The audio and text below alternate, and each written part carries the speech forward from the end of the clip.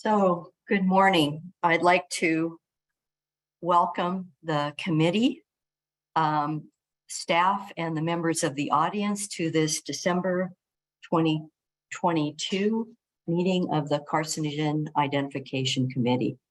This meeting is being held virtually. My name is Lauren Zeiss. I'm Director of the Office of Environmental Health Hazard Assessment, a department within the California Environmental Protection Agency, which is lead agency for Proposition 65 implementation and also for the assessment of health risks posed by environmental contaminants. We have two newly appointed members of the committee, and I'll be introducing and swearing them in shortly.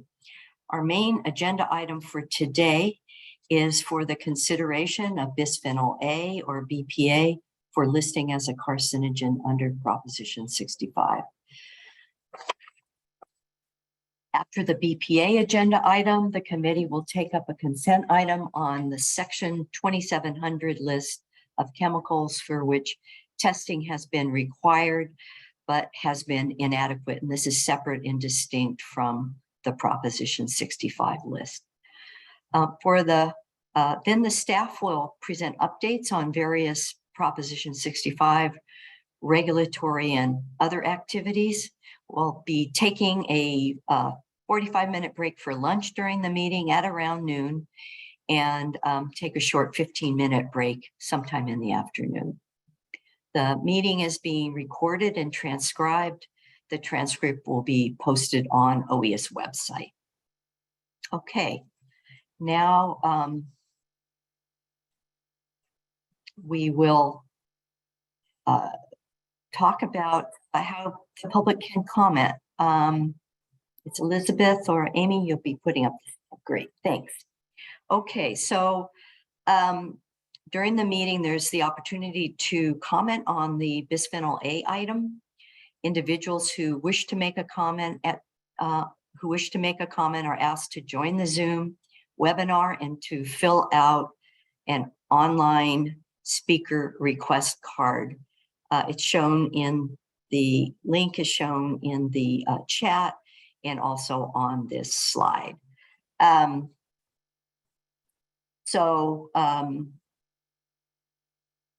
You'll receive a link when you fill out the card, and so maybe possibility of people only attending by audio, so I'll read the name. That's bit.ly/ all one word register CIC 2022. So that's how you can get the link to the speaker card and join the Zoom webinar. You're not required to identify yourself or your affiliation in order to speak, but you may do so. If you choose to remain anonymous during the meeting, you can raise your hand, and at the time that there are calls on people wishing to speak, to raise their hand, and you'll be called on to provide a comment. So if you do fill out a card, we ask that you provide your name on the card and your affiliation. Also, if you can have your Zoom name match what is on the speaker card. Okay, so when you're called on to speak, you'll need to unmute yourself, state your name again if you wish and your affiliation, and provide your comment. And public comment will be limited to 5 minutes per commenter. So now I'd like to turn to the swearing in and introducing of the new CIC members. So Dr. Bisphenol and Dr. Wayne, could you please turn on your cameras? And for this segment, if the rest of the committee could turn off their cameras.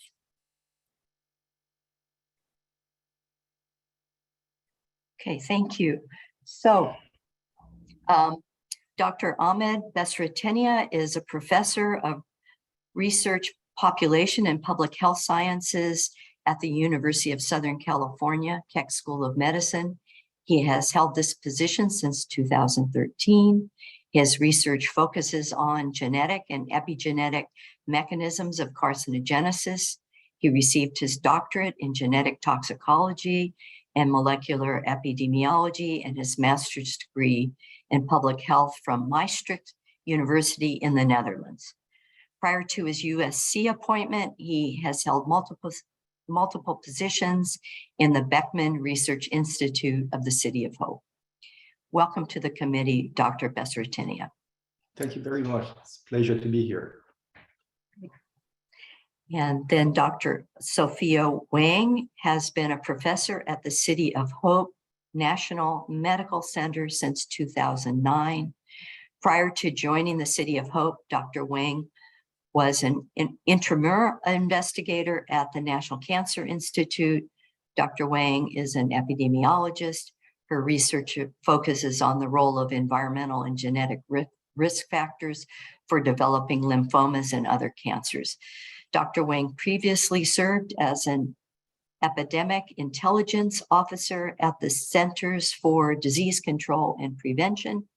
Dr. Wang obtained her doctorate from the Johns Hopkins Bloomberg School of Public Health. Welcome to the committee, Dr. Wang. Thank you. I'm really honored to be part of this committee. Now I'll lead you in the oath of office. So if you could please, you'll be first asked to say "I" and then state your name. And you may choose during that segment where you're asked to solemnly swear or affirm. So you can choose to either solemnly swear or solemnly affirm the oath. All right, so if you could raise your hand, your right hand, and repeat after me. I state your name. I Okay. Do solemnly swear or affirm do solemnly swear that I will support and defend that I will support and defend the Constitution of the United States and the Constitution of the State of California the Constitution of the United States and the Constitution of California against all enemies, foreign and domestic, Show you one thing, honey. against all enemies, foreign and domestic, You that have I to will go bear- on mute, Tom. that I will bear true faith and allegiance to the Constitution of the United States that I will bear true faith in the Constitution of the United States and the Constitution of the State of California, and the Constitution of the State of California, that I take this obligation freely without any mental reservation or purpose of evasion, that I take this obligation without any reservation. I'll repeat that. I think it's a mouthful. I'll repeat it in peace. That I take this obligation freely That I take that obligation freely without any mental reservation without any mental reservation or purpose of evasion, or purpose of evasion, and that I will well and faithfully discharge the duties, that I will well discharge the duties well and faithfully, faithfully, I'll say it again, that I will well and faithfully that I will well and faithfully discharge the duties discharge the duties upon which I'm about to enter. upon which I'm about to enter. So congratulations. We're honored to welcome you to the CIC committee, and your deep understanding of carcinogens and your contributions in your field will really add to this esteemed body. So welcome. Thank you very much. Thank you. Sorry for the technical difficulties with Zoom. Oh, no worries at all. Thank you. Okay, now I'm pleased to introduce the other members of the committee. And as I introduce you, if you could please turn on your camera and state your name and affiliation. And then after that, you can turn off your camera. So, and Dr. Bessertini, you could turn off your camera now. Thanks very much. Okay. So, Dr. Bush, Thank you, Dr. Zeiss. Yes, Jason Bush, Professor and Chair of Biology Department at California State University, Fresno, and Adjunct Professor at UCSF, Fresno. Okay, thank you. Dr. Crespi. Hi, Catherine Crespi, Professor of Biostatistics at the UCLA Fielding School of Public Health. Dr. Eastman. Hi, Dave Eastman, Professor Emeritus, University of California, Riverside, area of sort of genetic toxicology and chemical carcinogenesis. Dr. Lamero. Hi, I'm Michelle Lamerle. I'm an associate professor of environmental toxicology at the University of California at Davis, and also a member of the Comprehensive Cancer Center here at UC Davis. Dr. Landau.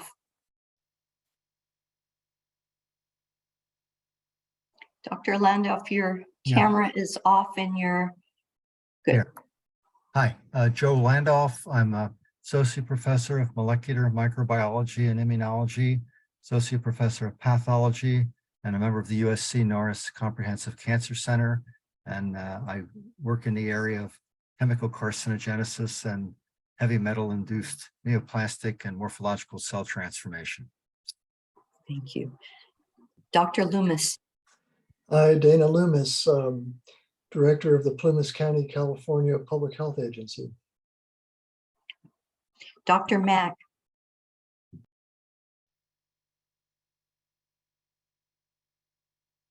Dr. Mack, your camera and speaker, if you could turn on your camera and your speaker.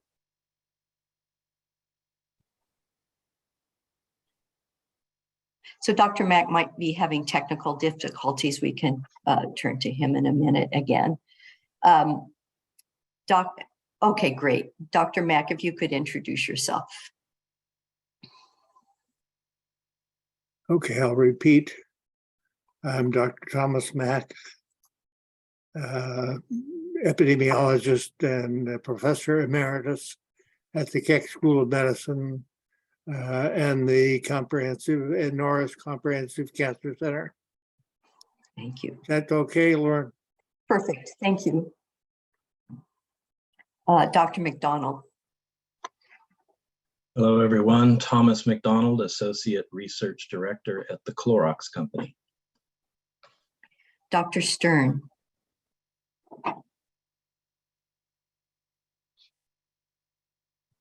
Oh, Dr. Stern, you're on mute. Thank you, Dr. Zeiss. Mariana Stern, and I'm a professor in population and public health science at the Keck School of Medicine of USC and associate director of population science at the Norris Comprehensive Cancer Center. Thank you. Okay, great. So welcome, committee. We really appreciate your taking the time to provide your advice and judgment at this meeting. Really appreciate it. Okay. So I just want to note that Dr. Loomis is going to be chairing the meeting today on behalf of Dr. Mack. And now I'd like to introduce the OEHA staff and invite them to turn on their cameras as I introduce them. So Dr. David Edwards, Chief Deputy Director of OEHA.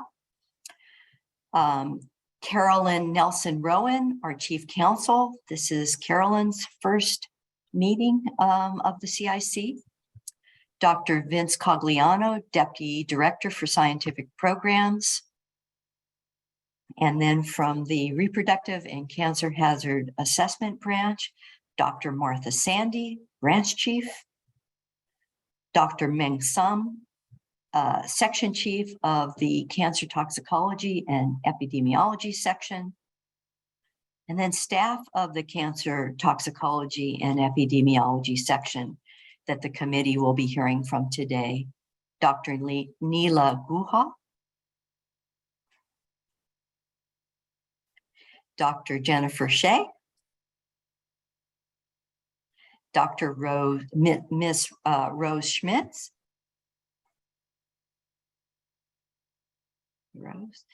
Dr. Karen Ricker,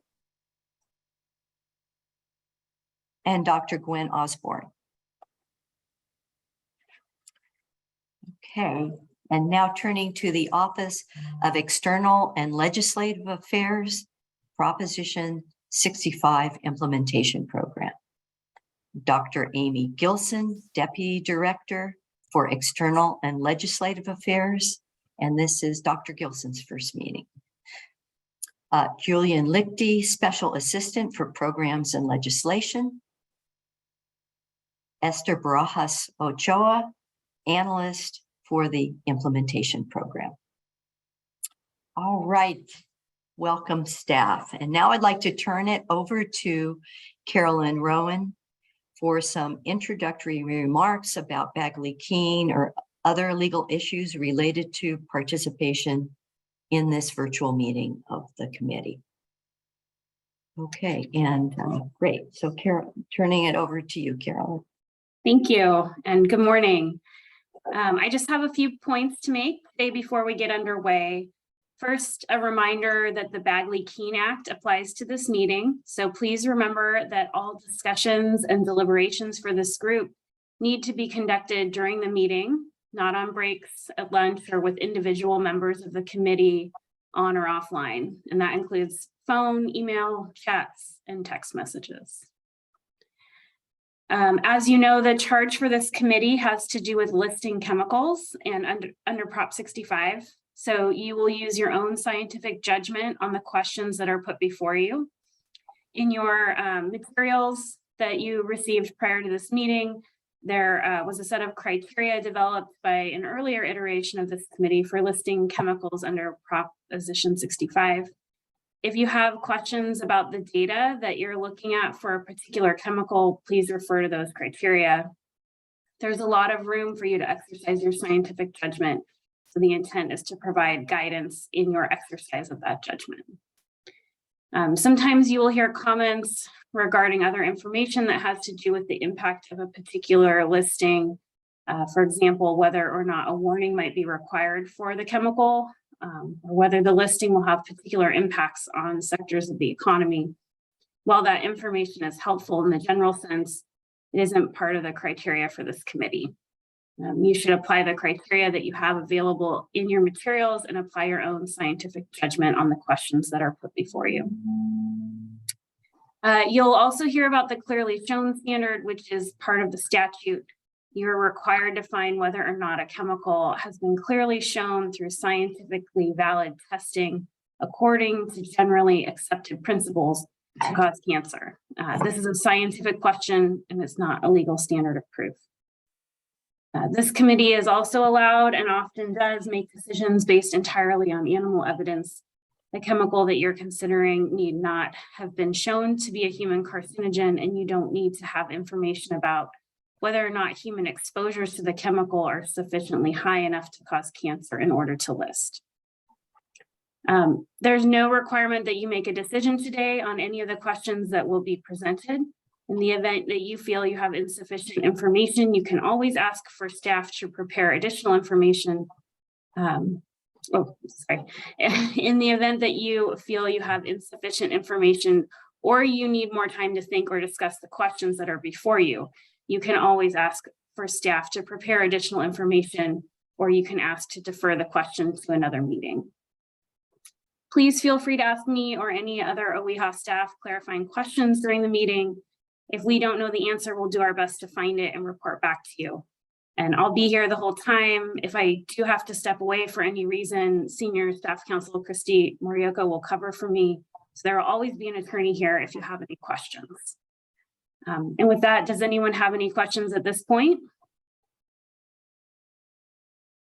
Okay, great. I'll pass it back to Lauren. Thanks so much, Carolyn. Now I'll turn the meeting over to Dr. Loomis, who is the acting chair for today's meeting. Dr. Loomis.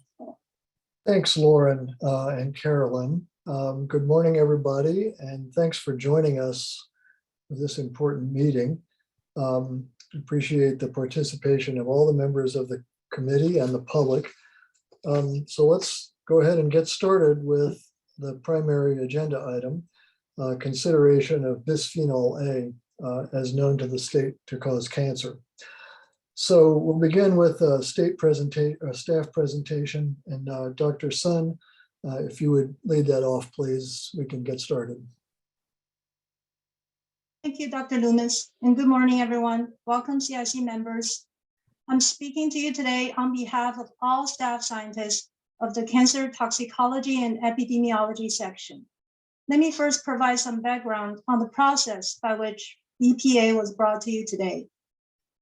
BPA was brought to the CIC for consultation and prioritization in 2020, and the CIC recommended that BPA be placed in a high priority group for future listing consideration. OIHA selected BPA for consideration for listing, and in January of 2022, OIHA solicited from the public information relevant to the assessment of evidence on its carcinogenicity. Information received at that time was reviewed and considered by OIHA in the course of preparing the September 2022 Hazard Identification Document, or HID.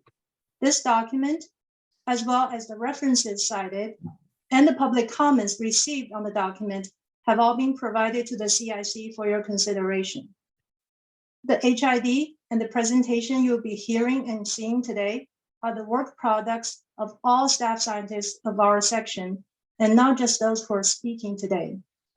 The presentation has been pre-recorded and consists of two parts, with a brief Q&A session in between and another Q&A afterwards. We'd like to request that the committee members please hold your questions until the breaks. OIHA scientists are present at the meeting and will be able to answer any clarifying questions during the breaks. Now I'd like to ask Dr. Elizabeth Marder to start a recorded presentation.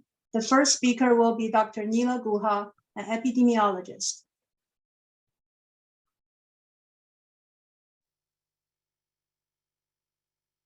Good morning. Today we will present an abbreviated summary of the evidence on the carcinogenicity of bisphenol A. We will first present background information on BPA use and exposure, then we will present carcinogenicity data from the different evidence streams listed here. Bisphenol A, or BPA, is a synthetic high production volume chemical. It is comprised of two phenol rings connected by a methyl bridge. The US EPA reported domestic BPA production between 1 and 5 billion pounds in 2019. Most BPA is used in the production of polycarbonate plastics and epoxy resins. Its extensive use has led to BPA being widely distributed in the environment, even without being a persistent chemical. Human exposure occurs predominantly through consumption of contaminated food and water. Given its decades of extensive use in a wide range of consumer products, human exposure has occurred across all life stages. BPA and BPA metabolites can be measured in human urine, serum, and tissue. Most people have measurable levels of BPA, though in recent years, NHANES and Biomonitoring California have observed decreasing trends in detected BPA following a reduction or prohibition of some BPA uses. The level of BPA in an individual and across individuals varies over time, even over the course of a single day, due to its short 6-hour half-life, multiple sources of exposure, and multiple daily exposures. This complicates exposure assessment in human studies. We will present evidence from epidemiology studies and then animal studies. Some animal studies cover the in utero exposure period, and some studies use transgenic models. Next, we will present information on pharmacokinetics and metabolism. Metabolism of BPA gives rise to a complex mixture of bioactive metabolites. Finally, we will discuss data related to the 10 key characteristics, KCs, of carcinogens. For BPA, there are data for each of the 10 KCs, with a large volume of data on some of the KCs, such as receptor-mediated effects. I will now briefly present the epidemiologic evidence. 51 publications were identified in our literature search as human studies of cancer and BPA exposure, and 26 of these were included. We included all analytical epidemiologic studies. The quality of each included study was evaluated using criteria similar to those used by the NTP report on carcinogens and the IARC monographs. The studies were assessed for selection bias, information bias, and confounding, and direction and magnitude of these biases were considered. Hill guidance was also considered for issues such as consistency and temporality of the association. We excluded conference abstracts, reviews without primary data, and studies of uterine leiomyoma, which generally do not progress to malignancy. We will present the evidence for breast, prostate, and thyroid cancers because for these sites, there were at least 2 studies that reported risk estimates. There are several considerations specific to assessing the epidemiologic literature on BPA and cancer. The general population has likely been exposed to BPA continuously across all stages in life. However, assessment of long-term levels is the greatest challenge for the studies reviewed. Considerable measurement error is possible. Misclassification of exposure would likely be non-differential and bias risk estimate towards the null, although scenarios resulting in bias away from the null are also possible. The biomonitoring studies collected samples at a single time point. No study collected samples at multiple time points to account for the high variability in BPA levels. For the few studies estimating cumulative BPA exposure, there are also issues for characterizing exposure. Questionnaire responses generally do not correlate well with measured urinary BPA levels. Job exposure matrices are of limited utility given widespread exposure to BPA from non-occupational sources. Most studies measured BPA post-diagnosis. It is unknown whether these measurements reflect BPA levels during a relevant time window of susceptibility. If not, true causal effects could be missed. Reverse causation could not be ruled out in these studies. Physiological or behavioral changes associated with the onset of disease and treatment may alter BPA levels. For cross-sectional studies, including prevalent cancer cases, there is the concern of length bias sampling, in which individuals with the longest lasting disease are more likely to be selected into the study. This can be an important consideration for cancers with higher survival, such as breast, prostate, and thyroid cancers. Prevalent cases could differ in characteristics related to BPA levels, such as exposure patterns or metabolism, that could affect their survival compared to the incident cases captured in case control or cohort designs. By design, a temporal association could not be established in these cross-sectional studies. The majority of epidemiologic studies were on breast cancer, and associations with BPA were inconsistent in the 13 published studies. This forest plot includes only the 10 studies that reported a risk estimate. It is a snapshot of the highest exposure category of BPA for each study. It's sorted by the exposure assessment method. A job exposure matrix was used in one study, while the rest performed biomonitoring.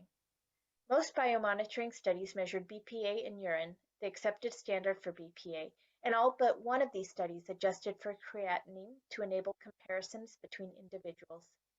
The studies are heterogeneous in their characteristics. There were 2 studies of thyroid cancer. Both observed increased risk with BPA exposure, but are limited in interpretation due to their cross-sectional design. For prostate cancer, there were 3 studies. 2 studies reported effect estimates and both observed increased risks associated with the highest categories of BPA exposure. A 3rd study was cross-sectional, did not report a risk estimate, and is not shown on this slide. This concludes the presentation of epidemiologic data. Now Dr. Shea will present the discussion of carcinogenicity studies in animals. Thanks, Dr. Guha. Carcinogenicity studies of BPA were conducted in mice, rats, and gerbil. 8 studies were identified where treatment with BPA began at or after 4 weeks of age, 2 in mice, 4 in rats, and 2 in male gerbil. There were 17 studies in which BPA exposure began in utero or within the first week of life, 5 studies in mice, and 12 studies in rats. Not shown are the BPA studies conducted in transgenic mice and other animal models that I will summarize later. The red in the table indicated the 9 studies where statistically significant tumor findings were observed by trend or pairwise comparison test, or both. Before we dive into the tumor finding, our biostatistician, Rose Schmitz, will first explain how these statistically tests were performed. Good morning. I'll be providing background information on some of the statistical methods used in evaluating the animal cancer bioassay data in the hazard identification document. Trend and pairwise significance tests are performed on tumor incidence data. Tumor incidence for a given tumor type is expressed as follows. The numerator is the number of tumor-bearing animals in a given treatment group, and the denominator is the effective number of animals for that group. That is, the number of animals alive at the time of first occurrence of the tumor and examined at the site.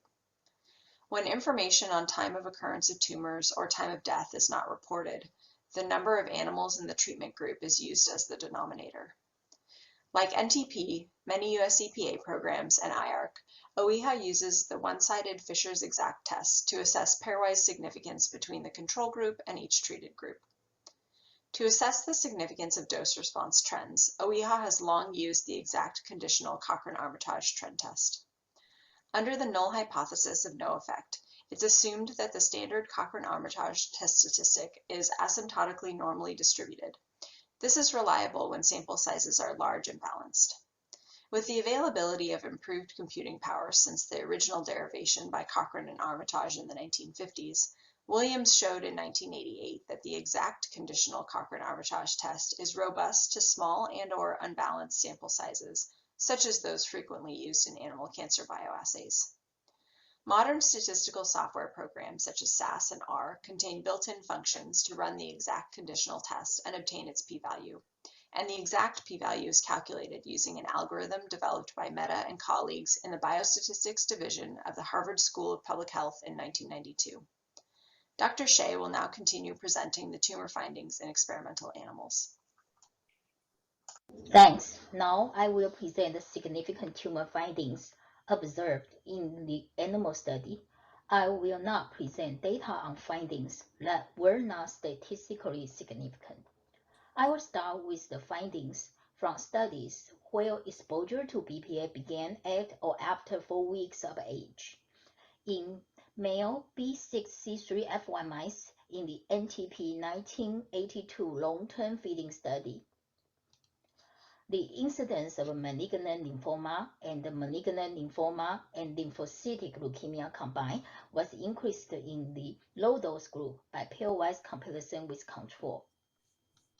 And in the pituitary, 3 rare chromophobe carcinomas were observed in the high-dose group, with the increase statistically significant by the exact trend test.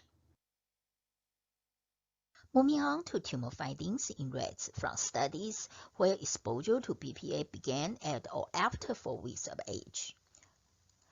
In male Fisher 344 rats in the NTP 1982 103-week feeding study, significant increases were seen at 3 sites. The incidences of both leukemia and mammary gland fibroadenomas were significantly increases in the high-dose group, with a significant dose-relative trend.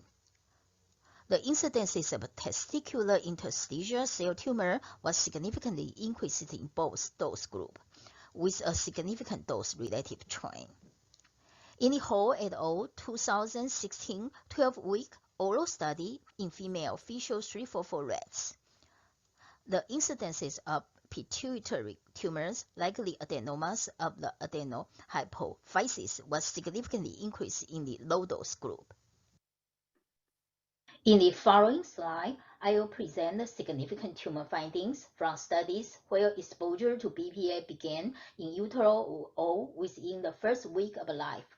We will start with mice first. House et al. Exposed female mice to BPA in utero and through lactation, then in feed from post-weaning until study termination at 10 months of age. The incidence of hepatocellular adenoma and carcinoma combined was significantly increased in the high-dose group, with a significant dose-related trend. Now I will present studies in rats exposed to BPA beginning in utero or within the first week of life.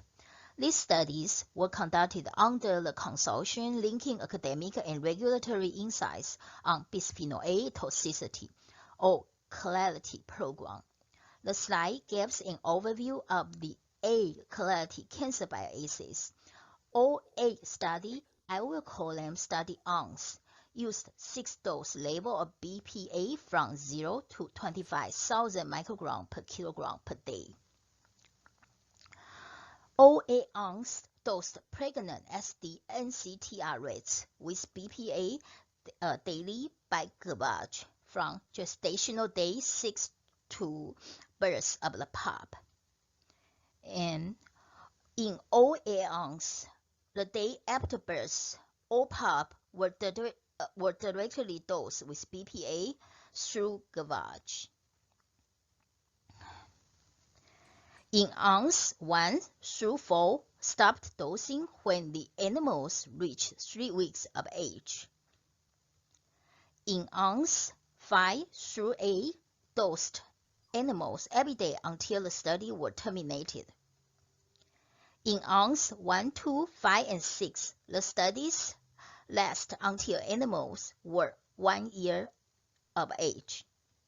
In arms 3, 4, 7, and 8, the study lasted until animals were 2 years of age. This slide summarizes the statistical significant tumor findings in the CLARITY BPA core study conducted in female rats.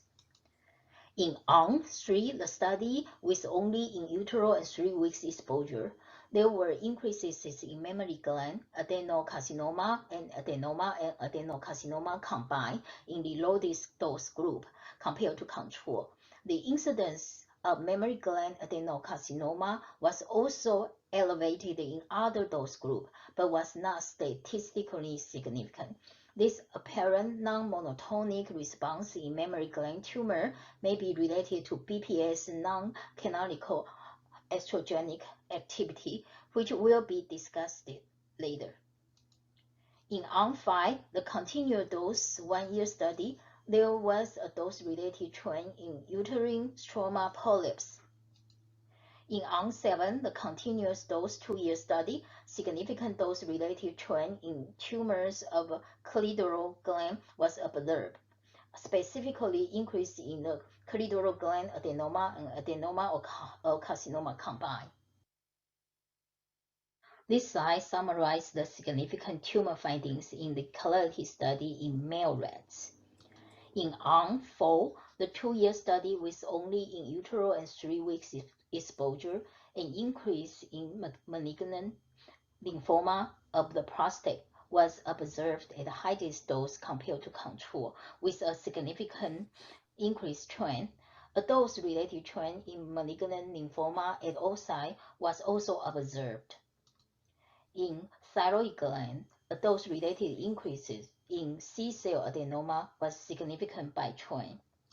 And in arm A, the continuous dose 2-year study, a dose-related trend in rare hepatocellular carcinoma was observed. Various rare tumors were observed in BPA-treated animals in each of the 8 arms in the CLARITY study. For these studies, which were initiated in 2012, no ideal historical control data on spontaneous tumor incidences were identified.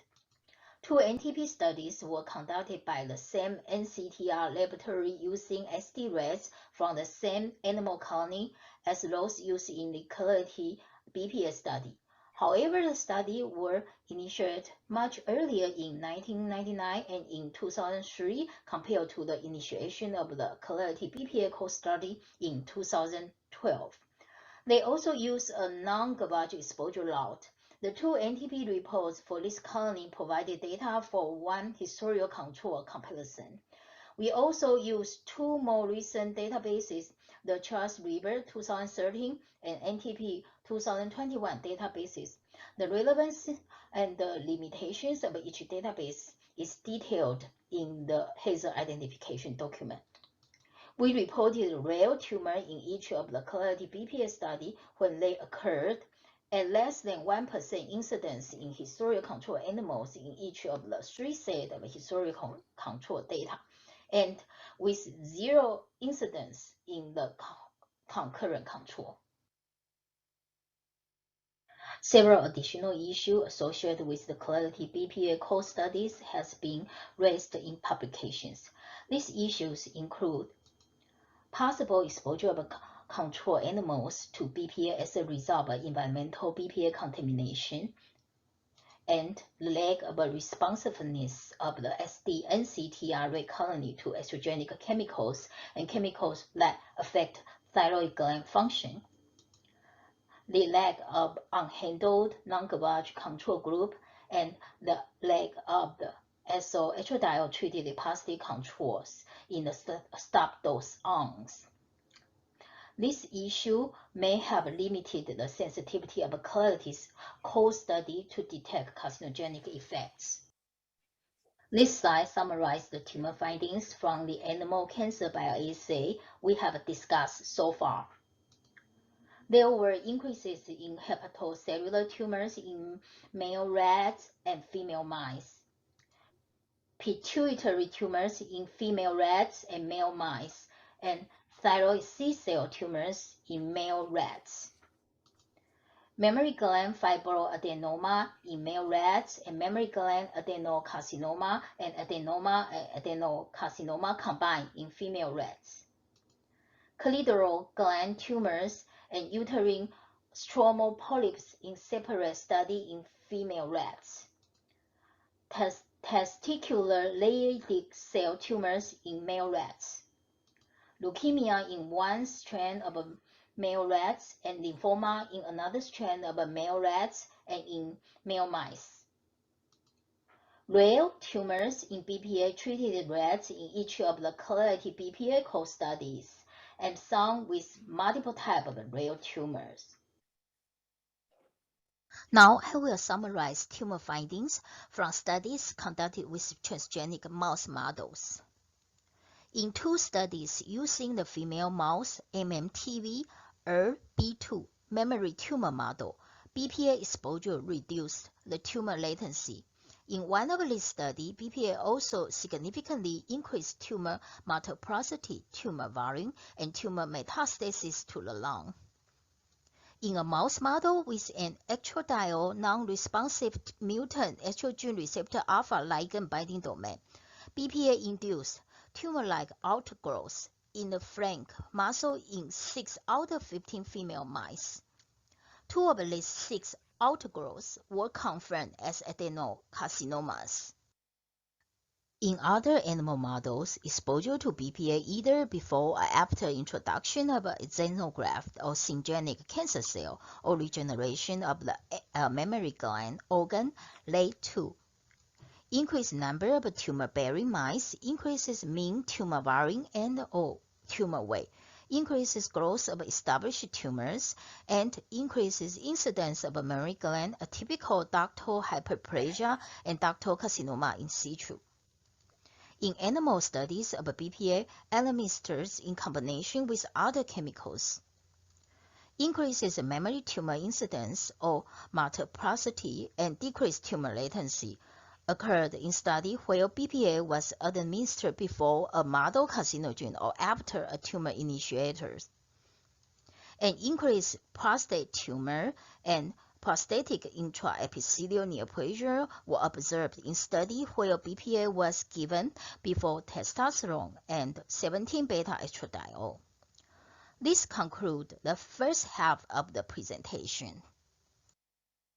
We will now have a short Q&A break for any clarifying questions from the committee.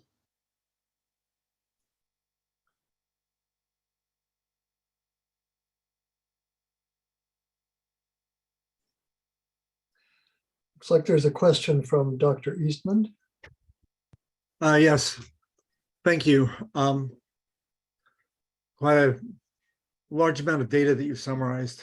It's my understanding that both for the NTP study that was the high dose study published in 1982, and then for the NTP Clarity study that was published in 2018, both of those studies had internal review, and they had a peer review committee review the pathology data and the analysis in detail.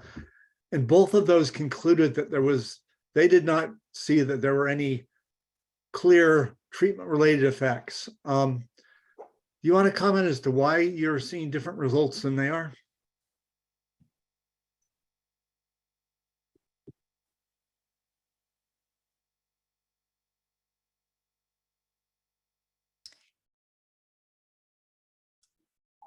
So I'll turn to Dr. Meng Sun and see if she would like to respond. Yeah, I can say a few words. So yes, Dr. Eastman, when we report data from these studies, we look at tumor incidence, and Ms. Rose Smith has explained on her slide that we use effective number whenever possible to report the tumor incidence. And we also look at historical control databases for rare tumors. So do you have any specific questions on the tumor incidences we presented? Well, it's more of a general thing, is that, when you have, this is a government agency testing result and independent review, external peer review, and they come out and say, yeah, we see some changes here, but given many of these have, high control value, spontaneous control incidents, or that life table analysis don't support what we're seeing here in these tests. Their summary conclusions, to my understanding, were pretty much they didn't see any real what they thought were clear treatment-related increases.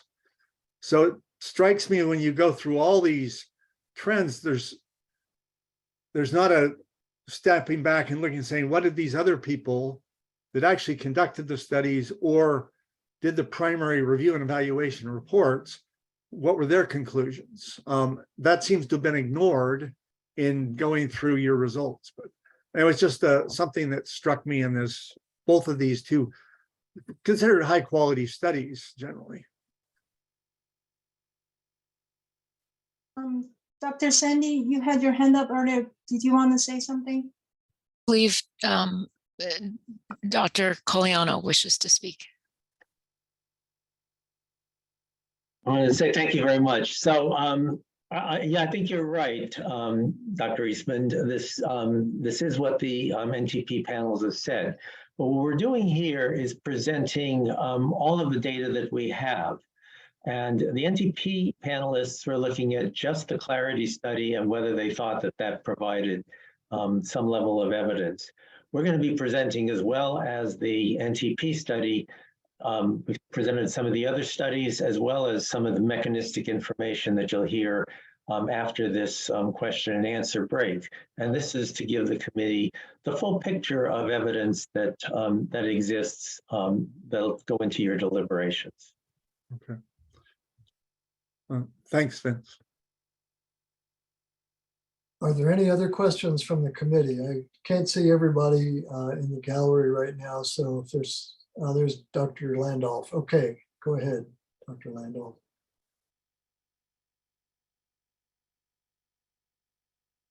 There.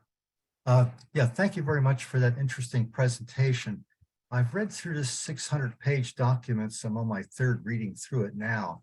And I guess my simple question to the authors is, in your opinion, given all this data that's present on the animal carcinogenesis studies, what I'm looking at and I'm seeing is data that is positive, occasional trend tests that are positive, dose response curves in some of these assays, and it's a very large database.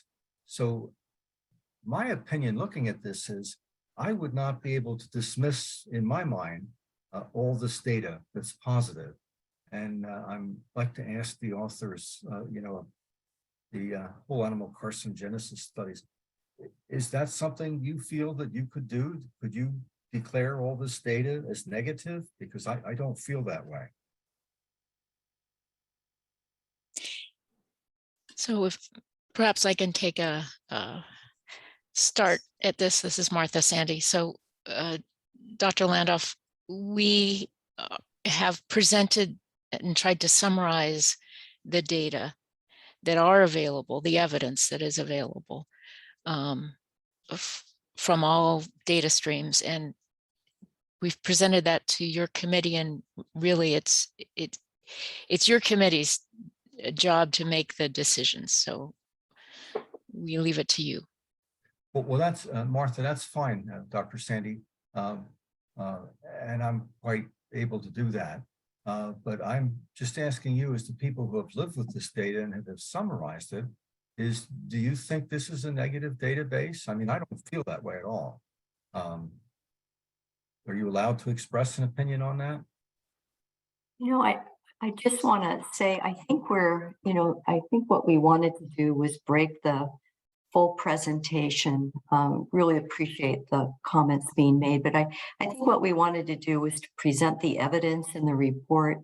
And so what we did is we're kind of halfway through our presentation, and this is a break for clarifying questions. So I think we'll have ample time to have a discussion, for the committee to have a discussion around the evidence. We'll also include an opportunity for public comment, but I wonder if we could potentially leave that discussion for later on. It's covered under a different agenda item. Yeah, let me chime in for a moment. I think that's what we need to do. The question that Dr. Landolf is raising is important, but it's obviously central to the committee's job here in this meeting. So let's go ahead. I see one more question from the committee. We'll go ahead with the rest of the presentation, and then we'll have a chance to discuss the committee's opinions on the evidence. So if that's okay, I'm going to turn to Dr. Crespi with another clarifying question. Yeah, I do have a clarifying question. So regarding the animal studies, is it the case that the analyses that we were presented with here and also in the report were analyses that were done by the OHIA staff rather than what was conducted by the study investigators, in particular the NTP and the Clarity studies? Maybe staff could clarify that question and how their analyses differs from the ones that were done by the study investigators. I could try to answer that. Yes, you're correct, Dr. Crespi. In reporting the NTP 1982 studies and the Clarity studies, OEHA did our own statistical analysis, and Ms. Schmitz has laid out the way we do our statistical analysis, the one-tailed Fisher pairwise comparison and the exact trend test. And we have table footnotes underneath each table where we present the tumor incidence on how these tests were done and who did them. Thank you. And this is Martha Sandy. I'll clarify that, or add to that clarification, that it is our practice when we have data in published studies and published reports to look at the data and to do analyses, as Dr. Mung has indicated.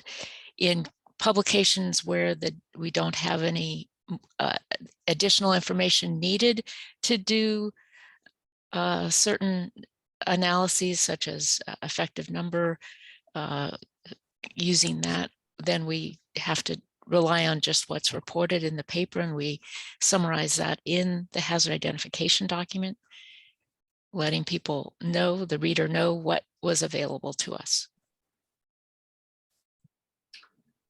Thanks, Martha. Dr. Landolf, you still have your hand up. Did you have another comment or question? No, sorry, I just forgot to. Okay. Yeah. Dr. Eastman, looks like you're back. Do you have another question? Yeah, just a bit of somewhat clarifying. It's my understanding that, say, for the Clarity study, there were something like 6 doses. And so there were pairwise comparisons done with each of those doses, plus a trend test. And that was what OEHA did. And I think independently, there may have been life study tests done by NTP and others. This is somewhere, my calculations, that mean there are probably at least 40 tissues evaluated. So you're looking at probably 200 statistical tests for that particular study. So is that correct? That's approximate, but usually it's, if you've got 40 tissues and you've got 5 pairwise comparisons and 1 trend test, that would be 40 times 6. So you're looking at 200, 240 tests. And that's what I have to look at, is looking for consistency and numbers of statistical tests that are done.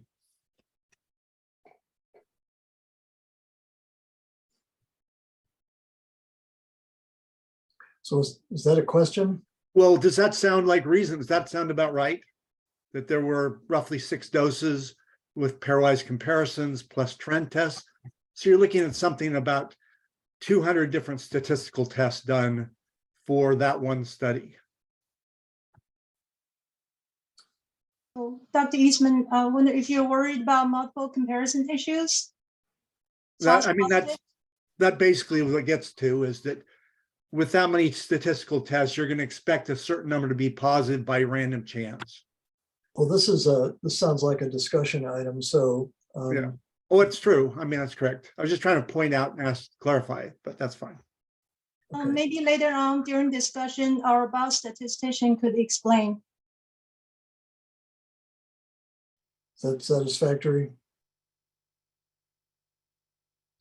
Dr. Landolf, it looks like your hand is still up. If you could just put that down, it helps keep track of things. Are there any more questions from the committee before we go on to the second part of the staff presentation? Okay, seeing none, let's proceed then. Thank you. Dr. Marder, could you start the second half? The next speaker will be Dr. Karen Ricker.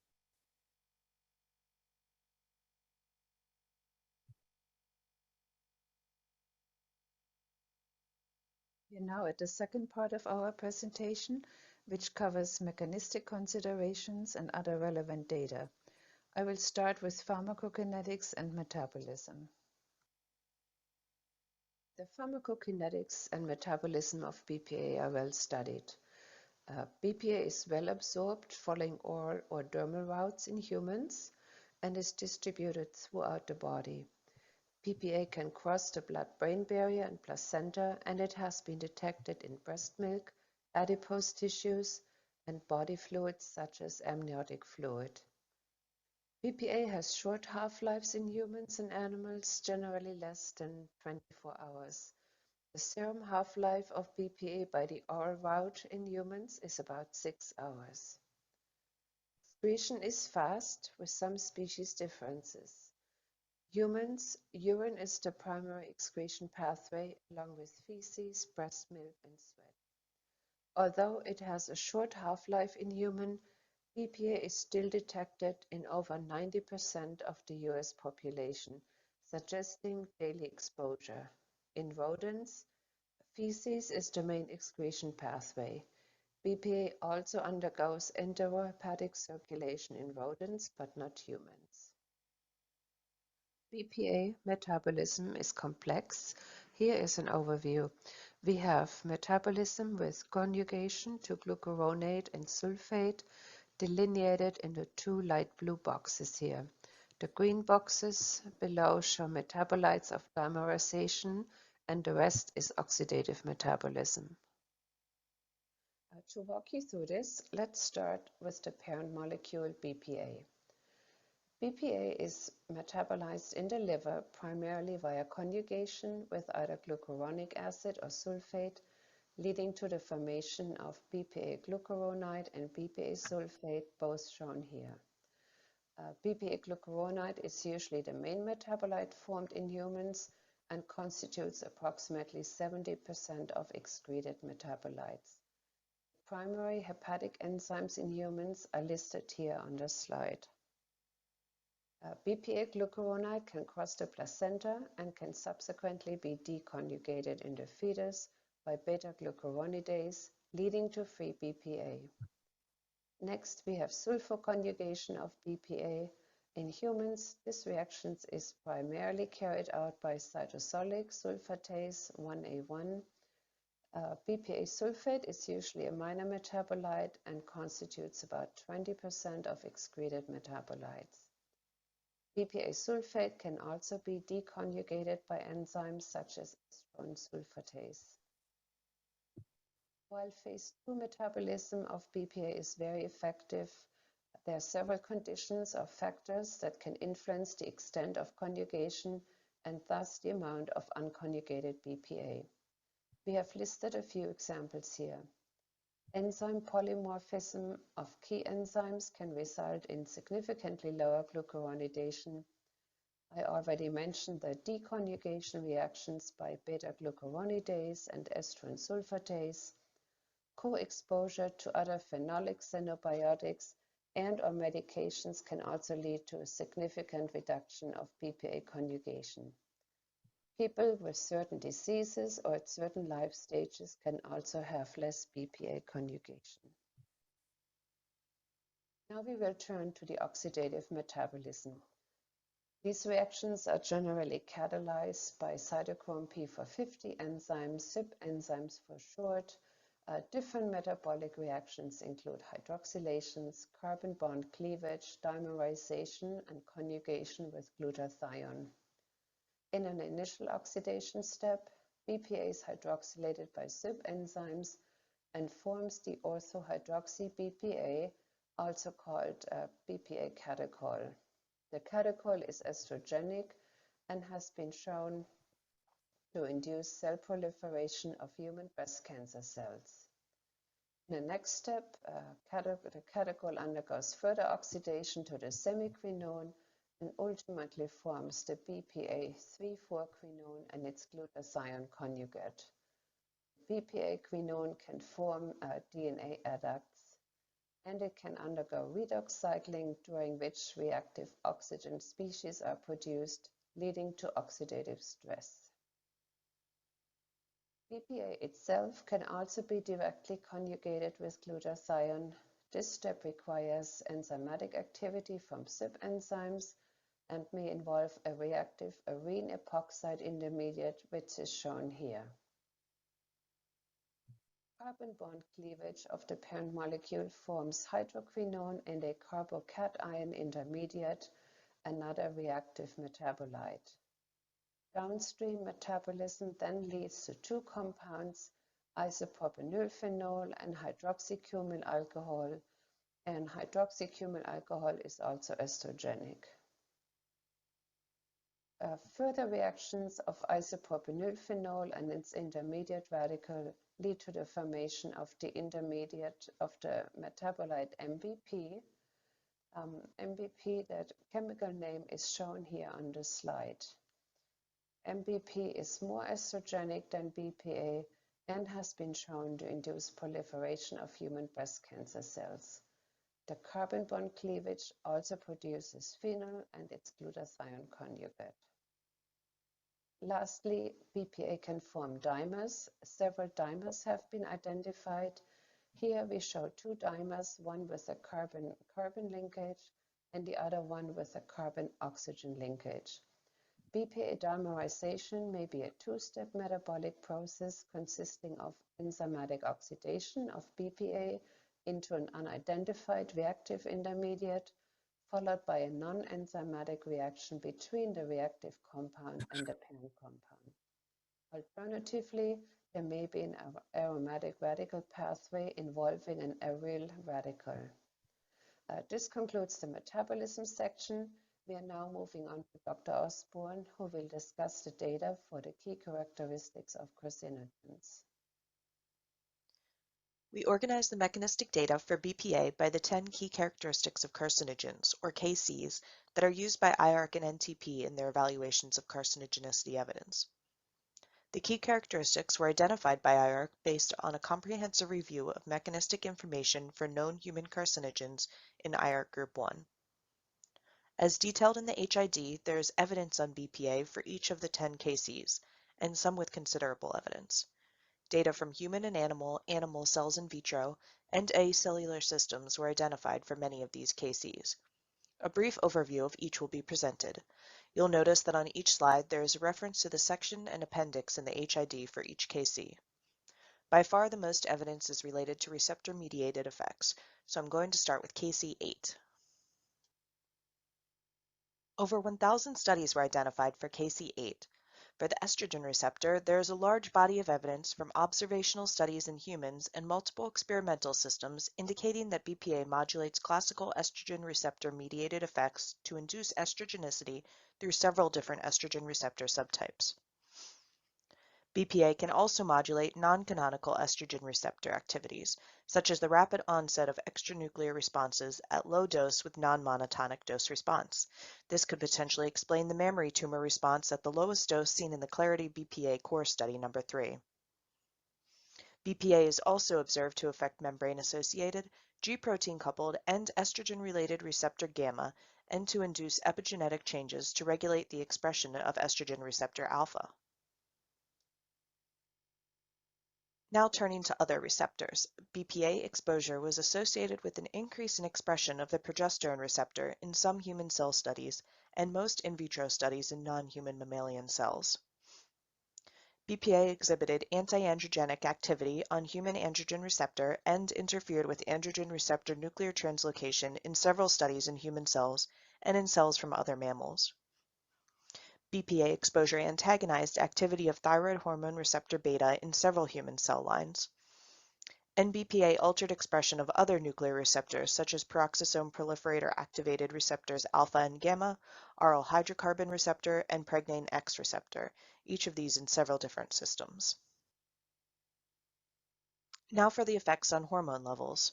BPA levels were positively associated with estradiol in male partners in subfertile couples, girls and female adolescents, and newborns. Higher BPA levels were associated with elevated testosterone in women and girls with polycystic ovarian syndrome. No consistent findings were observed in other subpopulations.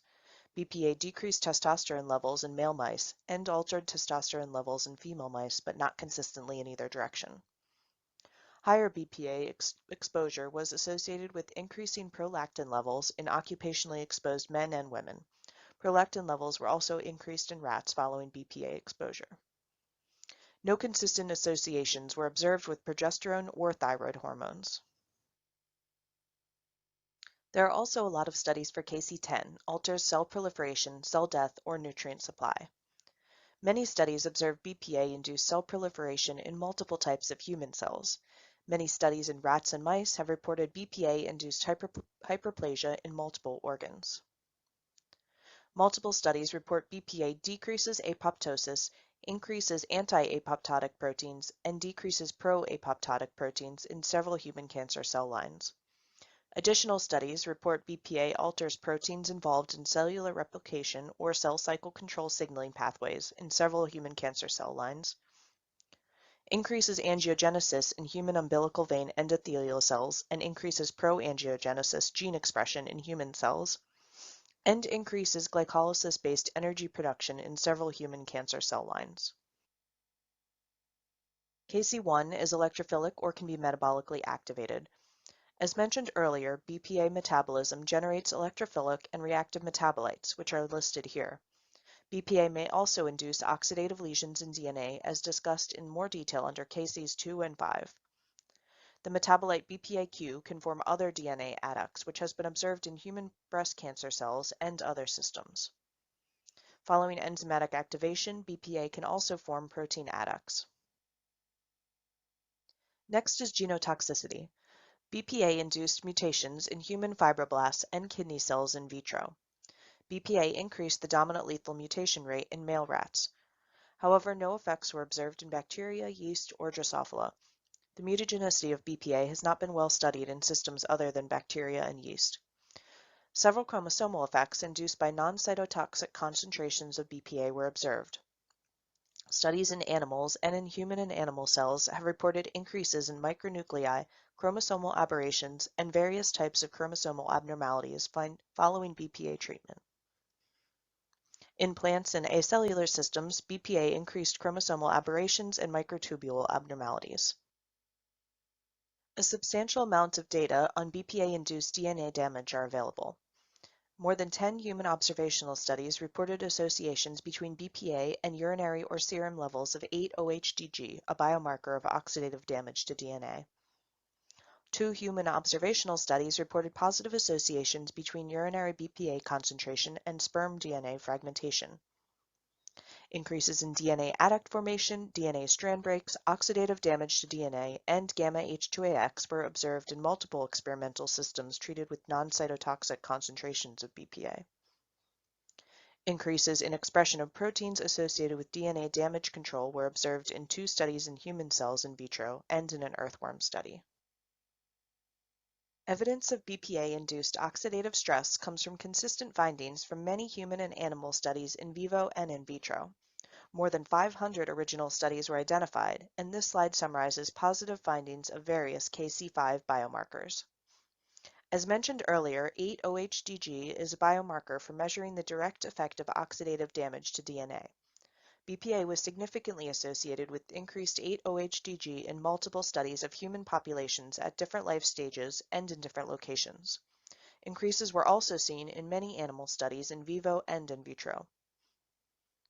Significant increases of reactive oxygen or nitrogen species were reported in many human cell and rodent in vivo and in vitro studies, some with dose-dependent increases. In human cells, increased ROS production was observed at low doses. BPA was also significantly associated with increases in lipid peroxidation in human observational studies and multiple other data streams. In addition, significant reductions of GSH or antioxidant enzymes were reported. KC3 alters DNA repair or causes genomic instability. A few studies reported decreased capacity to repair DNA damage in human and rodent cells. Some studies reported decreased expression of DNA repair enzymes. KC4 induces epigenetic alterations. Many studies related to epigenetic alterations that may be relevant to carcinogenesis were identified in humans and animals. Examples of some of the observed effects are shown on the slide. This includes examples of possible BPA associations with altered methylation of specific genes found to be altered in various cancers, global methylation, and microRNA expression. MicroRNAs play crucial roles in the regulation of cancer-associated processes, including proliferation, differentiation, and apoptosis. Altered histone modifications were also observed in several human cell lines. Data on KC6 induces chronic inflammation comes from several human observational studies and many animal studies. In human cross-sectional studies, positive associations were observed between BPA levels and inflammatory biomarkers, such as C-reactive protein and tumor necrosis factor alpha. BPA was positively associated with increased levels of interleukin-6 in 8 cross-sectional studies and 1 cohort study. No significant associations were observed with IL-1 beta, IL-10, TNF-alpha, or CRP in the 2 cohort studies. In animals, BPA exposure was associated with chronic inflammation as evidenced by histopathology and concurrent chronic inflammation and increases in pro-inflammatory biomarkers in 12 studies. 2 studies reported a negative association between BPA exposure and these biomarkers. KC7 is immunosuppressive. T and B cell cellularity or proliferation was decreased in several systems. Neutrophil chemotactic capacity was decreased in human cells in vitro and mice. Effects were also observed on macrophages. For example, macrophage phagocytic capacity was decreased in human cells in vitro, rodents, and fish. Dendritic cell endocytotic capacity was decreased in human cells in vitro, and cell numbers were decreased in rats. BPA exposure decreased the percentage of splenocytes that were natural killer cells in mice, and IgM levels were decreased in mice and fish. Finally, immortalization of cells by BPA was reported in several systems. These include cell transformation of Syrian hamster embryo cells. In human cells, increased cell invasion and mesenchymal cell markers, and decreased epithelial cell markers and P21 expression, a gene involved in cellular senescence, and altered telomerase activity and expression and telomere length. In a cross-sectional study, higher urinary BPA levels were associated with shorter relative telomere length in adult women. To recap, BPA is unusual in that there is evidence for each KC with considerable evidence for some. For KC1, electrophilicity, there is evidence that BPA produces electrophilic metabolites, DNA and protein adducts, and oxidative lesions in DNA. For KC2, genotoxicity, there is evidence of mutagenicity, chromosomal effects, and DNA damage. For KC3, DNA repair and genomic instability, there are a few studies that have reported a decrease in DNA repair capacity and DNA repair enzyme expression. For KC4, epigenetics, BPA was associated with altered global and local methylation, DNA methyltransferase changes, microRNA changes, and histone modifications. For KC5, oxidative stress, effects such as oxidative damage to DNA, increase in ROS and RNS, increase in lipid peroxidation, and decreases in GSH and antioxidant enzymes were observed.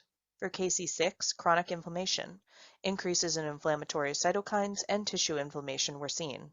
For KC7, immunosuppression, several alterations were observed, including a decrease in T and B cells, decrease in macrophage phagocytosis, neutrophil chemotaxis, dendritic cell endocytosis, and IgM. For KC8, receptor-mediated effects, BPA activates estrogen receptors, antagonizes the androgen receptor, alters hormone levels, and alters PPAR alpha and gamma, AHR, and PXR levels.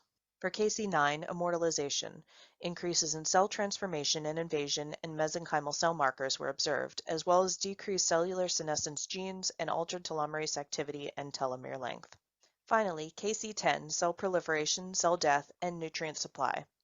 BPA increased hyperplasia and proliferation, decreased apoptosis, increased angiogenesis, altered cell cycle control pathways, and increased glycolysis-based energy production. And that concludes our presentation of the data regarding the carcinogenicity of BPA. Thank you for your attention, and we're happy to take any questions.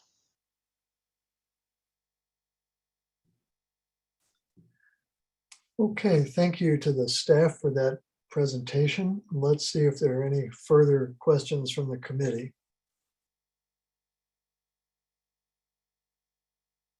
Okay, Dr. Eastman, you're first. Me again. I had a question. Quite an amazing amount of information that you covered and compiled in your document. It strikes me as a phenolic compound, BPA should act as an antioxidant, certainly at low doses. Did you see any, but we're getting all these reports of oxidative damage, and it's probably the most consistent in many respects. Did you see any dose relationship between the sort of antioxidant you would predict versus the oxidative stress when you looked at the and analyzed the data?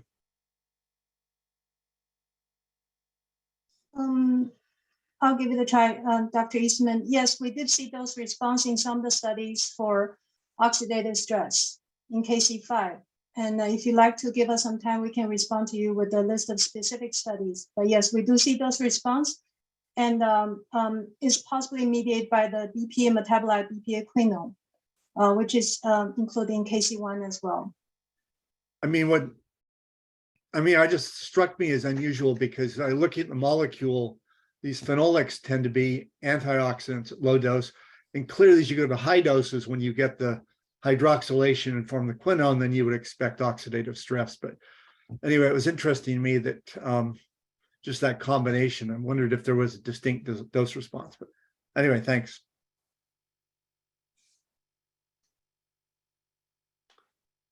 Any other questions from the committee?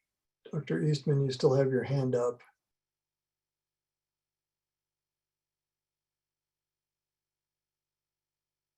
No, going once, going twice. Okay, I don't see any other questions. So if there are none, it's time to move on to the next segment of the meeting, and that is the committee discussion of the evidence. And so we'll start first with human cancer studies with Mariana Stern, Catherine Crespi, and myself, and then we'll move on to discussion of the studies of cancer in animals with Dr. Landolf, Dr. Bush, Dr. Lamerle, and then finally we'll have several discussants on the 10 key characteristics of carcinogens. Somewhere in there we'll stop for lunch, but that will just depend on how things move along. So I'll call a lunch break sometime around 12 when we come to a stopping point between the major sections. So let's go ahead with discussion by the Committee of Studies of Cancer in Humans. Dr. Stern, would you like to start? Sure, I'll be happy. So just pulling my notes here. So thank you, the OIHA team, for your wonderful presentation. You make our job much easier because you provided a wonderful overview of the epidemiological literature. So what I'm going to try to do is focus on highlighting some of the most informative studies and giving a summary of the whole picture of the studies that we'll review.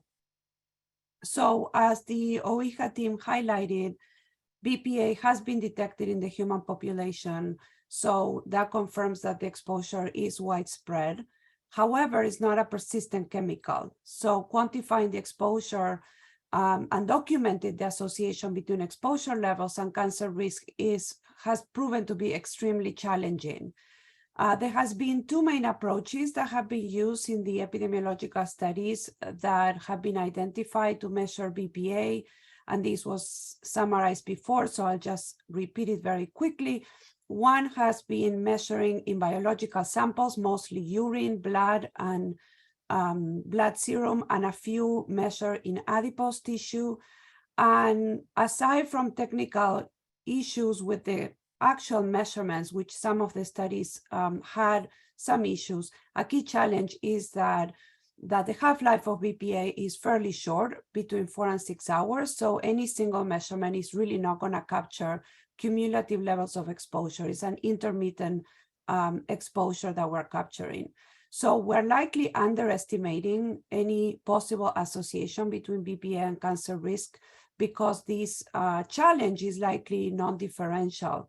So we project that this is the direction of the misclassification. Another approach that has been used by a few studies is to use job exposure matrices, which have been useful for other chemicals. However, for BPA, they're not that useful because majority of exposure comes from diet and beverages and not really from occupational settings.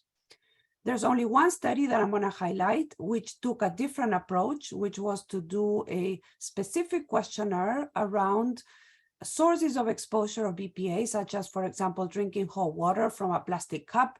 And they constructed a database based on existing literature to be able to assign scores of exposure to the participants. So I'll share in a few minutes what that study found. Another important issue that complicates our understanding of the role of BPA in cancer through the epidemiological studies is the issue of temporality. Majority of the studies measure it at the time of diagnosis or soon after diagnosis. So we don't know if that measurement is representative of what the participants were exposed to when their cancer developed. There's only a few studies that measure it in a prospective study setting. So altogether, the evaluation of BPA's role in cancer risk through epidemiological studies is extremely challenging and possibly unreliable. And so a key concern is that we have not been able to capture the true association that may or may not exist in the population. From my perspective, my main concern is not so much that we may find something spurious, although in some studies, and I will highlight that that might be the case, rather that we may not be finding an association that may exist in the population. So there were a total of 28 publications and majority were for breast cancer with 14 publications, excuse me, followed by prostate with 3 and lung and thyroid cancer with 2 publications each.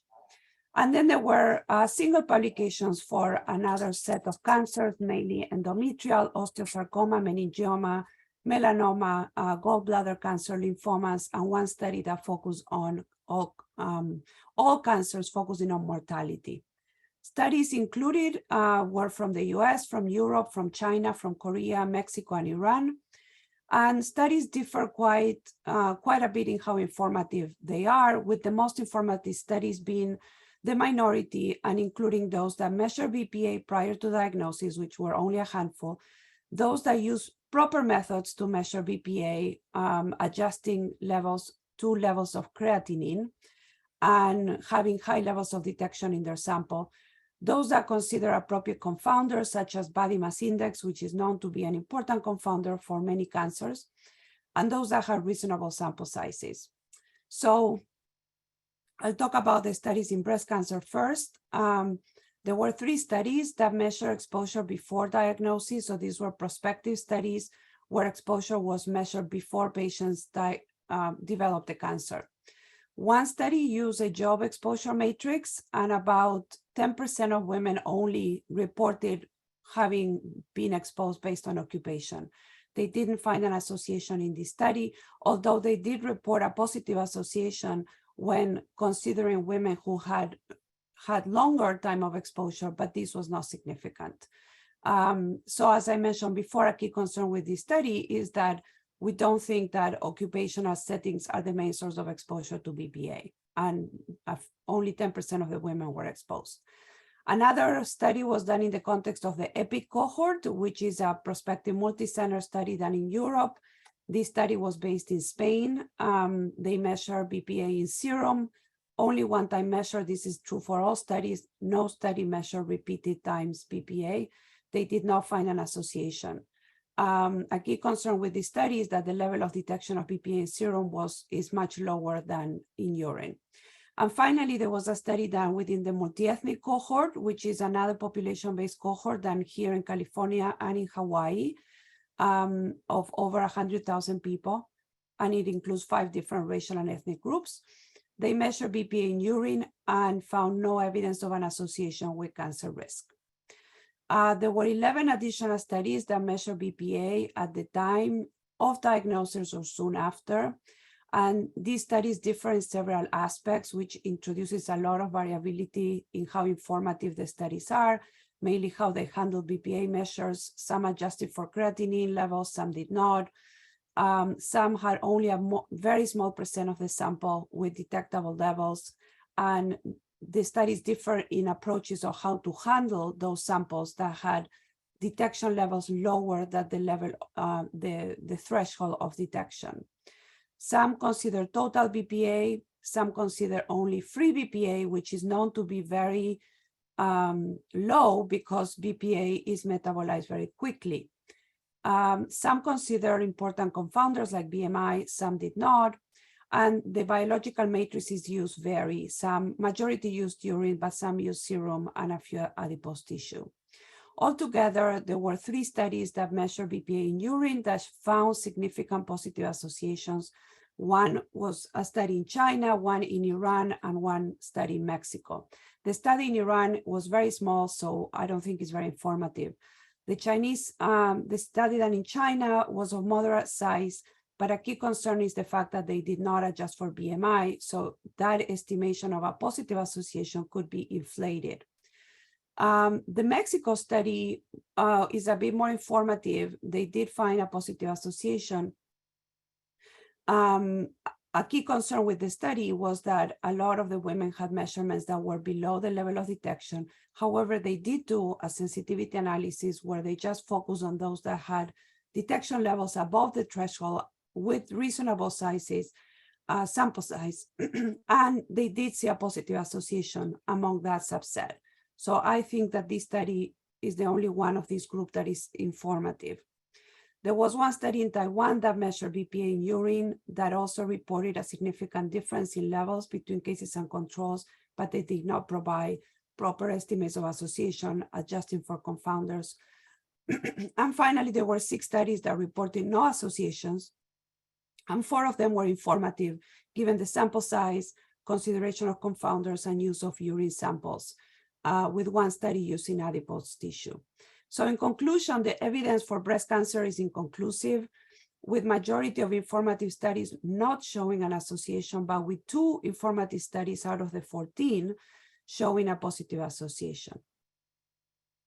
So next I will move to prostate cancer. There were 3 studies. One measured BPA before diagnosis, was done within the EPIC cohort, the same one that looked at breast, and For prostate cancer, remember for breast, they did not find an association, but interestingly for prostate cancer, they didn't find an association when looking at the BPA measurements as a continuous variable, but when they considered tertiles, they did find evidence of a positive association with prostate cancer risk. The other two studies were case control studies, one in Hong Kong and one in Ohio. The Ohio study measured BPA in urine, and they found higher levels in cases compared to controls, but they did not report any measure of association or adjustment for confounders. So that study is not very informative. However, the Hong Kong study is interesting because this is the one I mentioned where they constructed their own exposure database, and they pair that database with a questionnaire they designed asking specific questions about exposure through diet and drinking. For example, they ask when you drink hot water with a plastic cup, how often do you do that, etc. So they use existing literature to kind of put together a database, and they had two independent readers put together this database, assigning BPA levels to the different type of containers used and the different behaviors. And then they use that to derive a score. So an advantage of this approach is that it captures longer term exposure because it's not relying on that one measurement. So I thought that this approach that they use was interesting and similar to approaches that we use for dietary components, for example, in epidemiological literature. So this study did report a positive significant association with a significant trend, but it was the only one that used that approach. So cannot compare with others. So that was it for prostate. There were two other cancers that had more than one paper. One was thyroid cancer. There was one cross-sectional study from Italy that reported a non-significant positive association, not a very informative study, very small, and they did not consider confounders. In China, also a modest sample size, but they did find a positive association.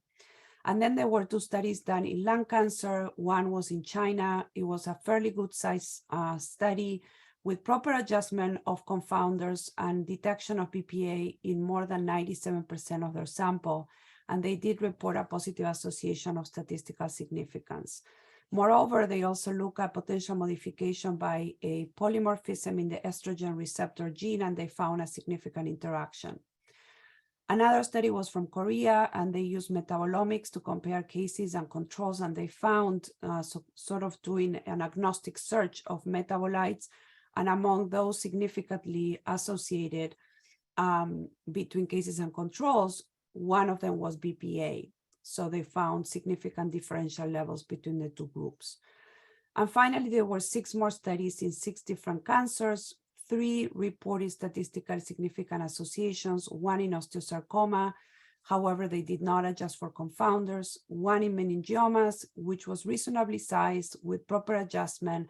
However, they did not adjust for creatinine in their sample. So maybe that association estimate is not accurate. And lastly, there was 1 study done in biliary duct and gallbladder cancer in Europe, which had a reasonable sample size and took into consideration appropriate confounders.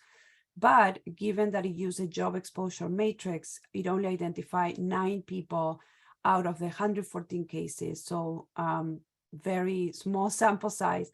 However, despite that, they did identify a positive association.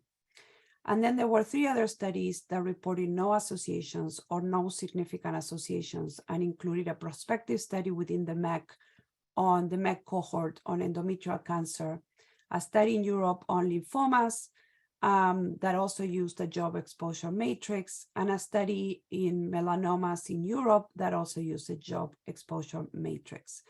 And finally, there was 1 study that used enhanced data to investigate the role of BPA on all cancer mortality and all-cause mortality.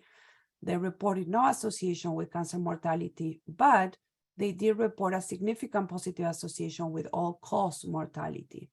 The importance of this study is that it used a national representative data set, and they did adjust for all potential confounders.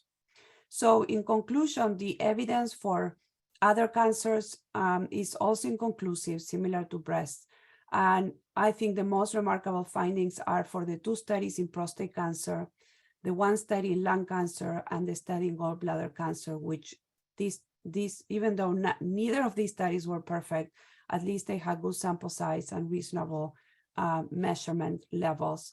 And so they seem informative and they reported significant positive associations. So my takeaway from reviewing this literature is that there seems to be some evidence that it's limited for prostate, lung, and gallbladder cancer, but clearly more studies are needed given that, we only have 2 studies for prostate, 2 for lung and 1 for gallbladder.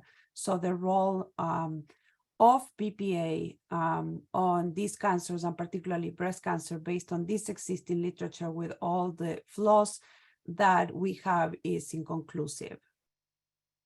So I'm going to turn it on to Dr. Crespi and Loomis if you have something more to add.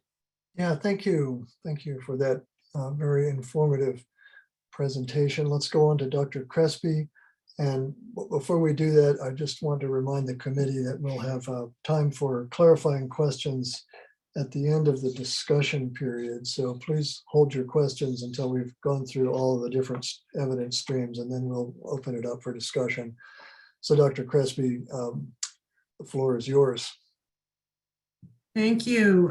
Well, Dr. Stern gave a very thorough and excellent summary of the studies, and I think that there's no reason to repeat some of the information that she's already provided. I agree exactly with her assessment of the studies in general. Most of them, I would say, were inconclusive or not informative as to the question. I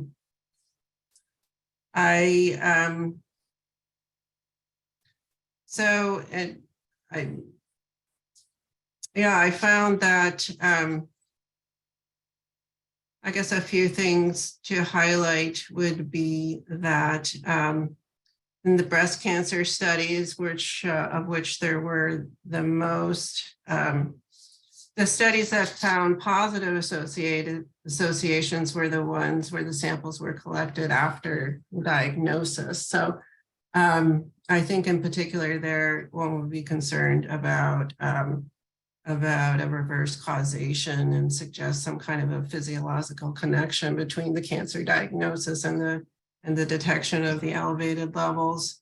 I think that some of the studies are somewhat suggestive and suggest avenues for further exploration. For example, the prostate cancer study in men in Hong Kong, which used an assessment of exposure by ingestion through the questionnaire.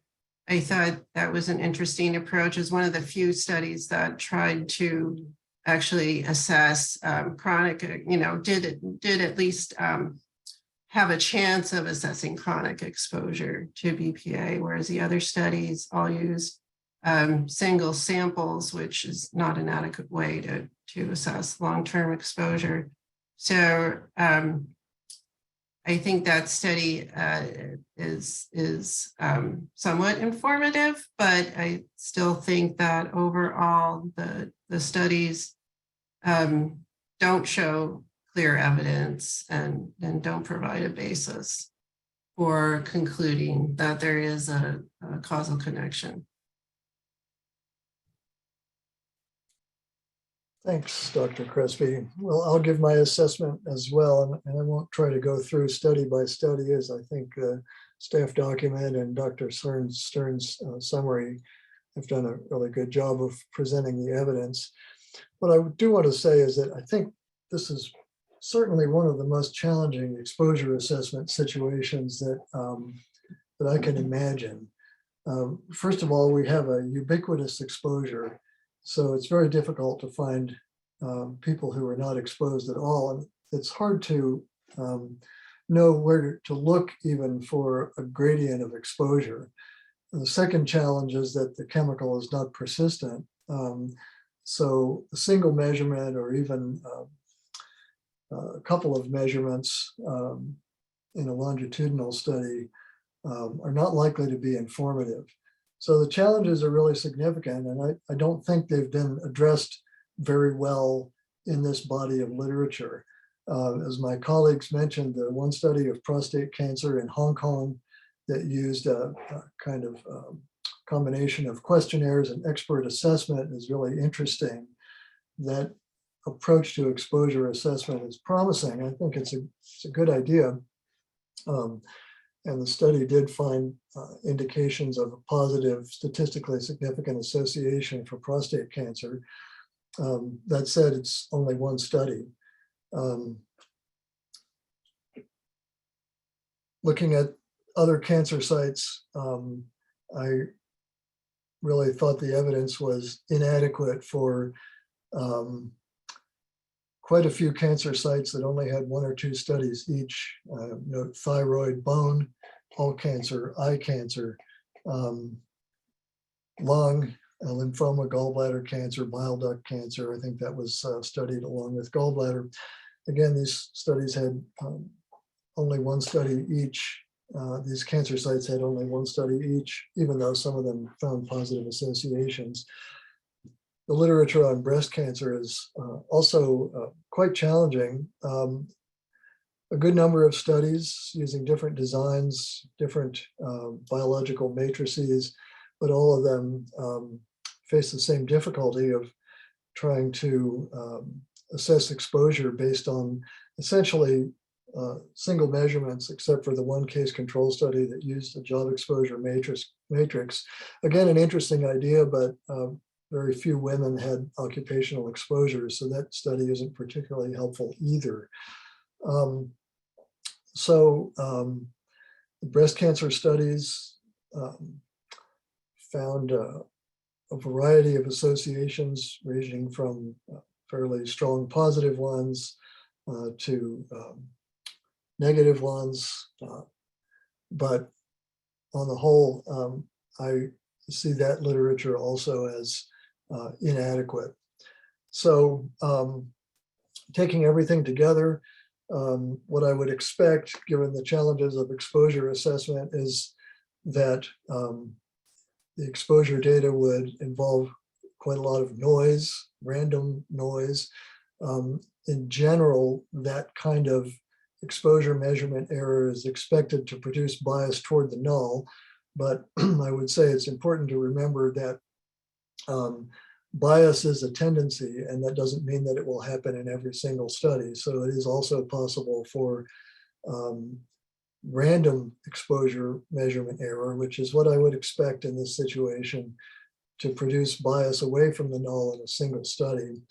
There are also reasons to think that there might be some spurious positive associations, as my colleagues have explained. So, overall, I think the body of human cancer studies provide inadequate evidence or inconclusive evidence, as my colleagues in this group have suggested. So, Dr. Loomis, if I may add something that I forgot to mention in my presentation, is that okay to chime in now? Yeah, so the other concern that I wanted to highlight, particularly for breast, because breast was, as was discussed, is the main target organ that we suspected we might see an association because of the biological pathways. So there were 3 prospective studies, and 2 of them had problems. One used a job matrix. The other one in Europe used serum. So they had lower detection levels. So the 3rd study, which was the multi-ethnic cohort, was the one that we were hoping would provide some clarity, and they found no association. However, one important thing I forgot to mention about that study is that most of the women at the time of enrollment were probably close to 60-year-old. So they developed cancer a few years after those measurements or sometime after that, but kind of very close to diagnosis time. So one concern with the study, and one of the reasons why they may not have found an association perhaps, is that it has to do with the window of exposure, right? That they were measuring BPA level with all its imperfections, at a time when maybe women were no longer exposed to high levels of BPA, because maybe the relevant time of exposure is at a younger time in a women's development. And no study actually has provided those estimates, right? So there are some existing cohorts now out there that potentially in the future can provide us those data, but currently we don't have that. So that's another concern, the issue of latency, that maybe is the critical exposure to BPAs when women are adolescents or young adults, and we don't have any information about that from any of those studies. Yeah, thanks for that. I think another interesting question is that we don't have any occupational studies really of workers with exposure to BPA from manufacturing or other uses. That would be really helpful, even though occupational exposure isn't the main source of exposure for the population at large. A study of a more highly exposed group with potential to identify exposures and perhaps quantify exposures through methods other than biological sampling would be really helpful, but we don't have that. So Dr. Mack, I see you have your hand up. We will have time for questions and answers at the end of the Actually wanted discussion, to add a couple of points, but the points that both you and Mariana just made. But one is the point you made about the absence of an occupational exposure from a plant where there would be continuous exposure of substantial amount. That would be something that should have extremely high priority. And the second point is the one that Mariana just made, and that is that the best study, the best single breast cancer study was the multi-ethnic cohort study, which was beautifully done, but because of the lack of meaning of the single urinary exposure is not informative. I guess the third point I think I would like to make is that usually when we have epidemiologic studies in large numbers that are negative, it is substantial evidence of no relationship between exposure and disease. But in this case, the exposure is so bad on every way it's being used that there is simply no evidence whatsoever against the positive association. So we have to be very careful how we interpret them. That's all the points I was going to make. Yeah, thanks. Those are really helpful points. I appreciate I guess I have one other point, just of curiosity. The multi-ethnic cohort first author is Dr. Anna Wu, who has two individually interesting characteristics. One, she's a previous member of the committee, but more importantly, she's also a previous member of the OEHA staff, which I think is a unique circumstance. Okay, thank you. Thanks, Dr. Mack. I'll just add a couple of other things since you've opened up these issues. I would agree that the multi-ethnic cohort is probably the most informative study on breast cancer, despite the methodologic limitations that we've heard about.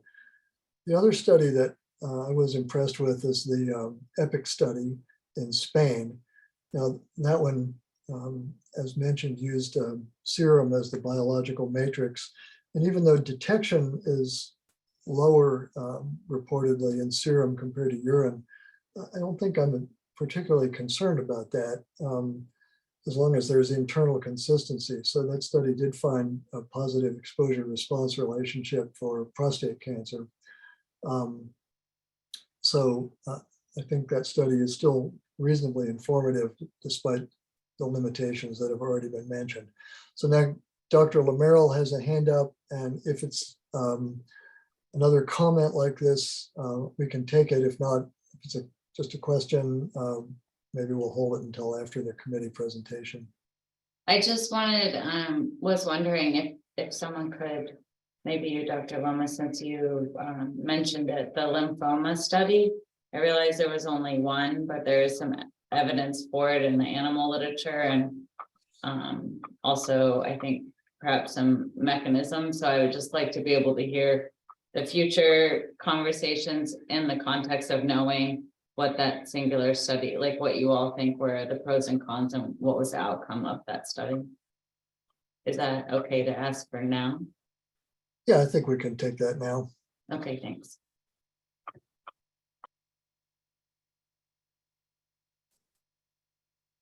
Yeah, I can provide my views on that study if that's helpful. So please this do. was a study, was a multi-center study done in Europe as part of the EpiLymph consortia.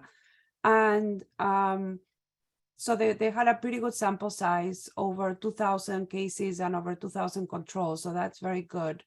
They did consider confounders. It was a multi-center study, so it seems representative of the population. Now, the concern with the study is that they use a job exposure matrix to estimate the exposure. And as we discussed before, for BPA, that doesn't seem to be very applicable because this is at the general population, not among workers of specific factories, right? So we're trying to see whether people in the population happen to have a job that happen to have a bit of exposure to BPA, and that proportion is low. And we know from other studies that majority of exposure in the human population is coming from beverages and from diet. So, so they had very few people that actually had exposure. So to give you a sense, out of the 2,000, and they had 2178 cases, out of those, only 19 cases had a positive exposure to BPA through occupation, and only 17 controls out of the 2,000 controls. So their estimate of association was 1.55, so it was a positive association, but it wasn't significant. The confidence interval included the value of 1. So we consider this a null study. So that's what I can share. So it's very underpowered to detect something because of the amount of people that are exposed. So unfortunately, the study is not very informative in that regard. It was a well-conducted study. There are no other significant flaws in how they handle the analysis. I just think it was underpowered. Yeah, that's helpful. So this is it is quite a large study. It's well done, looking at a lot of different exposures in relation to lymphomas, but not particularly informative by itself in this particular situation, in my opinion.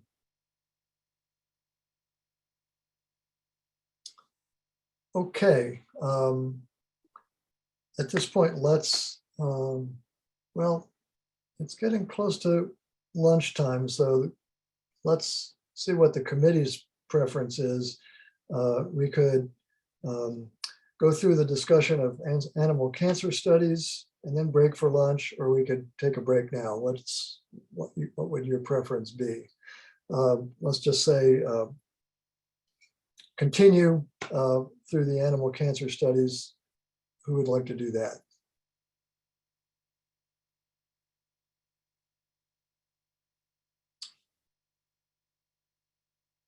Let's see. I only see one hand up, which I think the animal studies are going to take a little bit of time, right? So maybe better to break there's a lot of before evidence, so that we can, yeah, not have to hurry. So it seems to be the consensus of the committee is to break now. Let me check with the staff and make sure that that's okay. Whenever we break, it'll be for 45 minutes. Yeah, I think that is fine. And I think in breaking, Carolyn Rowan will give a Bagley Keen reminder. So it's fine if you want to break.